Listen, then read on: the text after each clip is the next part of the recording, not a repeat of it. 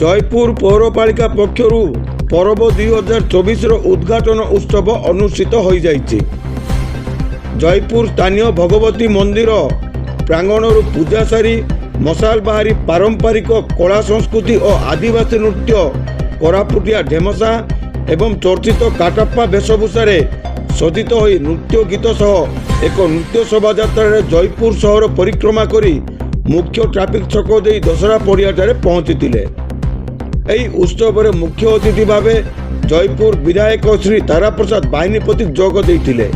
সম্মানিত অতিথি রূপে জয়পুর উপজেলাপাল শ্রীমতী আকাভরম শস্যা রেড্ডি ও পৌর অতিরিক্ত কার্যনির্বাহী অধিকারী প্রতিভা সাহু, জয়পুর উপখণ্ড আরক্ষী অধীক্ষক শ্রী অঙ্কিত কুমার বর্মা, পৌর অধ্যক্ষ শ্রী নরেন্দ্র কুমার মহান্তি, উপাধ্যক্ষ শ্রীমতী বি সুনিতা, পৌরপালিকার সমস্ত ওয়ার্ডর কাউন্সিলর, सहर महिला स्वयं सहायक गोष्ठी सह विभिन्न महाविद्यालय एनसीसी छात्र छात्री भॉलंटियर जोग देइथिले।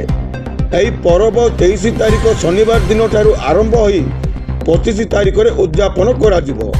एही 3 दिन मध्यरे विभिन्न खेल सांस्कृतिक कार्यक्रम प्रतियोगिता पई आयोजन करा जाइछि। जयपुर कोरापुट जिला प्रतिनिधि कृष्ण खरांक रिपोर्ट G9 ओडिया।